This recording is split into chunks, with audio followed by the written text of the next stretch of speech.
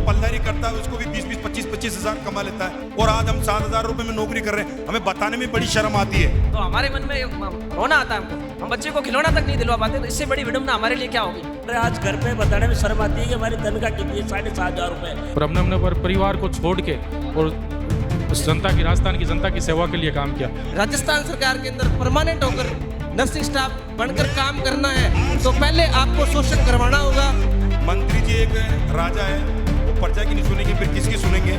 एक बार फिर शहीद स्मारक पर मौजूद हूँ, एक बार फिर धरना प्रदर्शन कवर करने आई हूँ। लगातार जितने भी यहाँ धरने होते हैं आप तक जानकारी पहुँचाती हूँ। आज फिर से नर्सेज भर्ती को लेकर प्रदर्शन चल रहा है, लेकिन इस बार संख्या इतनी तेज़ है, संख्या इतनी ज़्यादा है और आवाज़ इतनी तेज़ है इन लोगों की कि सरकार तक पहुँच चुकी है, डेलीगेशन पहुंच चुका है। तमाम जानकारी जो मिली है उसके आधार पर आपको बता रही हूँ। क्या कुछ बातें अंदर होंगी वो भी आप सुनिएगा। तमाम लोग हैं जो बीकानेर से आए हैं, बांसवाड़ा से आए हैं, जोधपुर से आए हैं और पूरे राजस्थान भर से आए हैं, अलग अलग जिलों से आए हैं। कई तो ऐसे भी हैं जो अपने बच्चों के साथ आए हैं। कहाँ से आए हो आप? मैं बाड़मेर से आई हूँ। बाड़मेर से आई हूँ। चले थे? हम रात को चढ़े हैं 9 बजे और 9 बजे से लेके सुबह 6 बजे यहाँ पहुँचे हैं। रात पूरी हमने जागरण मतलब निकाली है और हमारी यही मांग है कि हमें बोनस मेरिट आधार पर हमारी भर्ती निकाली जाए।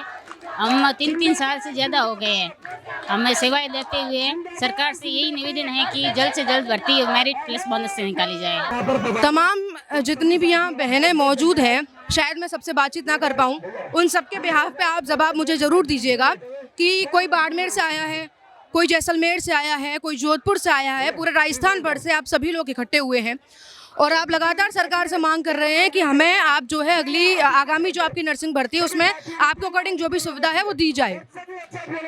बार बार प्रदर्शन करना, बार बार घर से बाहर आके शहीद स्मारक पर आना, घर वाले कुछ तो कहते होंगे। खूब कहते हैं ना कि कब नौकरी लगेगी, इसीलिए 7,000 सैलरी मिलती है, उसमें एक बार कुछ नहीं हो रहा है ना, बच्चे भी नहीं पढ़ रहे हैं और इतनी सैलरी मिलती है, इसलिए हमें चाहते हैं कि भर्ती मेरिट प्लस बोनस से आई। ऐसी मतलब कितनी सैलरी आपकी अभी है और आपकी क्या मांग है कि उस सैलरी में आपका घर चल जाए? हमारी सैलरी 7,900 रुपये मिलती है, जिसमें घर का किराया भी नहीं निकलता है। हम मेरिट प्लस बोनस से भर्ती चाहते हैं, 1965 के नियम में संशोधन नहीं चाहते, यही मांग है। अब आप लोगों ने अनिश्चितकालीन धरने का आपने आगाज किया है कि ये जो धरना है तमाम लोगों के साथ, तमाम आप अपने साथियों के साथ अनिश्चितकालीन धरना देंगे। सुरक्षा को लेकर भी तो एक पॉइंट आपके दिमाग में आता होगा, क्योंकि तमाम माताएं बहनाएं आपके साथ मौजूद हैं। सुरक्षा तो हम वैसे भी नहीं है, क्योंकि 7,400 की हम नौकरी कर रहे हैं तो उसमें तो घर पालन हम वैसे भी नहीं कर पा रहे। तो अगर गवर्नमेंट हमारी सुनेंगे तो इसमें भी तो गवर्नमेंट सोचेंगे ना कि ये इतनी महिला असुरक्षित होके अपने हक के लिए लड़ रहे हैं, तो गवर्नमेंट भी तो हमारे बारे में कुछ सोचेंगे ना।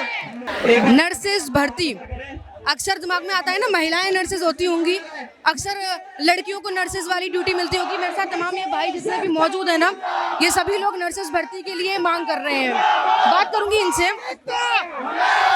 कहाँ से आए आप? हम यहीं से सांगानेर गेट महिला चिकित्सालय जयपुर से हैं आप? मुझे ऐसा लग रहा है मैं आप लोगों से पहले भी मिल चुकी हूँ, मैं दोबारा आप लोगों को कवर करने आई हूँ। शायद 3 या 4 महीने पहले आपका एक बार और प्रदर्शन था यहाँ पे, तब सरकार से क्या कुछ मांग थी और क्या कुछ हेल्प लगी है अभी तक? अभी तक कोई हेल्प नहीं लगी हमारी, जैसा हो रहा है वैसा हो रहा है, कुछ भी नहीं है, कोई इनकी कार्रवाई नहीं हो रही, कुछ भी नहीं हो रहा हमारे लिए, कुछ भी ये ना कोई बात हो रही है ना कुछ सरकार से कोई बात नहीं हो रही है, हमें ऐसे ही फंसाया जा रहा है और कुछ भी नहीं है। बीजेपी सरकार आने के बाद में एग्जाम से होने की है, जो लगातार 3 साल से काम कर रहे हैं, कई 10 साल से काम कर रहे हैं सरकारी अस्पतालों में निविदा कम पैसों पे, जिसमें 7,500 रुपये मिलते हैं, उसमें कुछ नहीं हो पाता।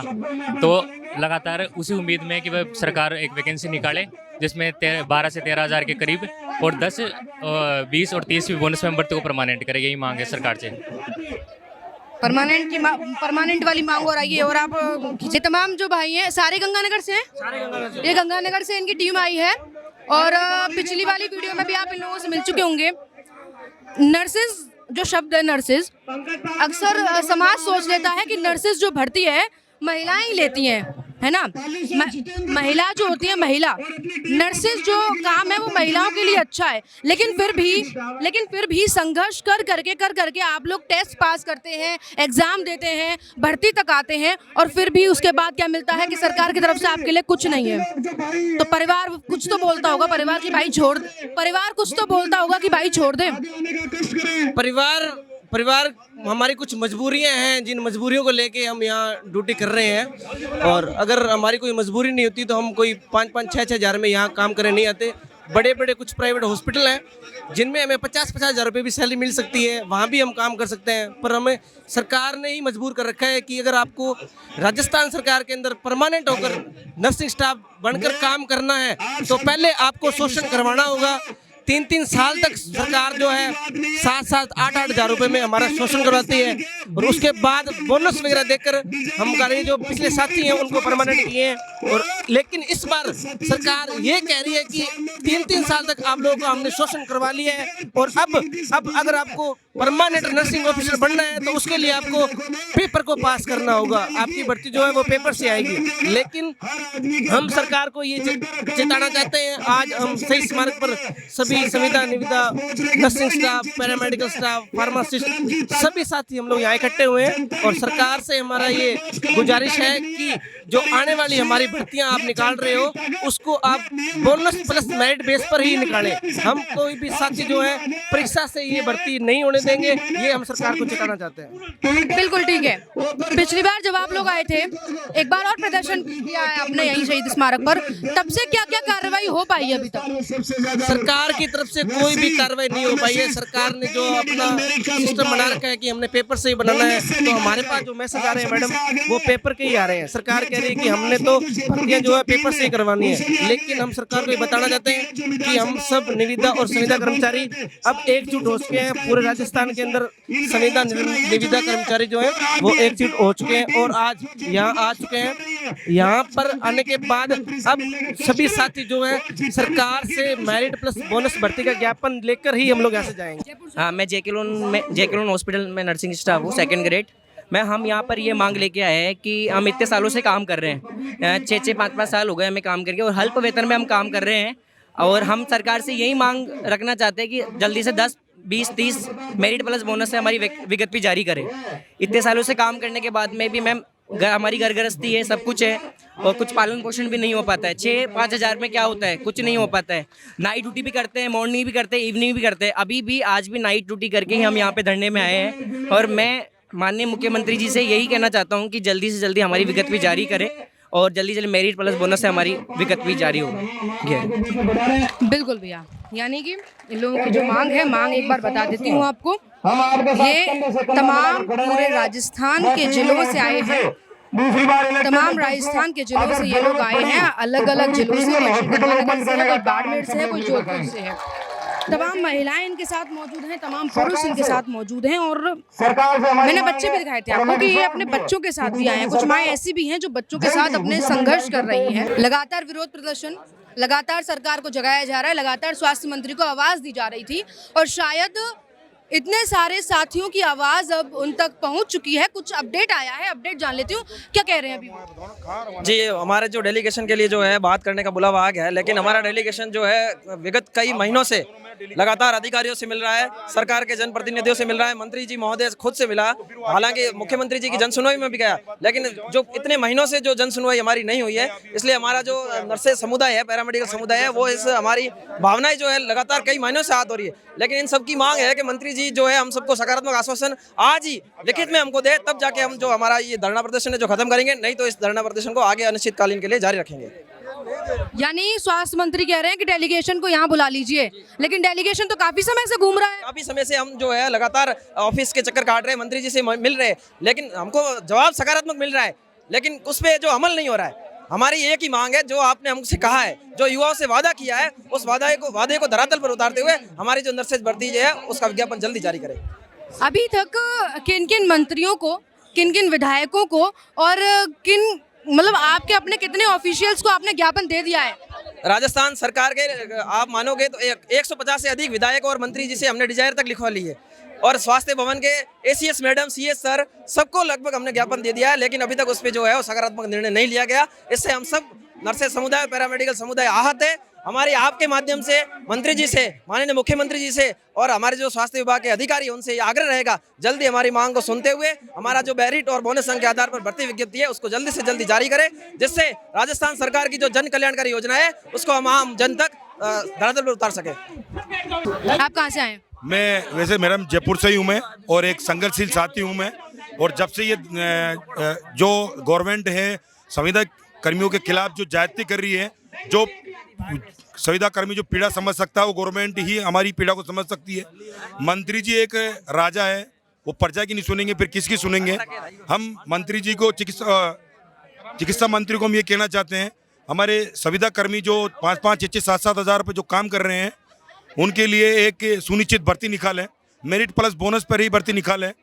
और जो 2-5 जो कोचिंग के दलाल हैं उनको उनकी दलाली खत्म होने जा रही है, क्योंकि ये मेरिट प्लस बोनस पर भर्ती निकलने जा रही है।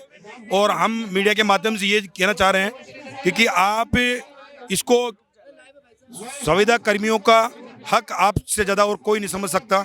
हमें कम से कम 5-5, 6-6, 10-10 साल हो गए काम करते हुए, और हम मीडिया के माध्यम से गवर्नमेंट को यही कहना चाहते हैं, हमारी जो गवर्नमेंट भर्ती है मेरिट प्लस बोनस पर भर्ती निकालें। 2013, 2018, 2023 की अकॉर्डिंग जो भर्ती गवर्नमेंट कराते हुए आई है उसी पर भर्ती करवाएं। आप कहाँ से आए? मैं आया हूँ बीकानेर से मैडम। बीकानेर से। आप? मैं अजमेर जेएलएन मेडिकल कॉलेज से। आप? मैं झुंझुनू से आया हूँ मैम, बीकानेर से। बीकानेर से। अब आप जितने भी लोग हैं, मेरा एक सवाल है, कॉमन सवाल है, किसी को भी जवाब देना हो जरूर दीजिएगा। एक कवरेज से आ रही हूँ मैं, कोई लेक्चरर थे, वो उनको सस्पेंड कर दिया था कोई मामले में, भ्रष्टाचार के मामले में, तो उन्होंने मतलब कई दिनों से संघर्ष कर रहे थे तो अब आत्महत्या कर ली, खत्म हो गए। इससे पहले एक यहाँ शहीद स्मारक पे प्रदर्शन कवर किया था मैंने, 2 दिन बाद मेरे पास जानकारी आई कि उसमें से 2 लोगों ने आत्महत्या कर ली।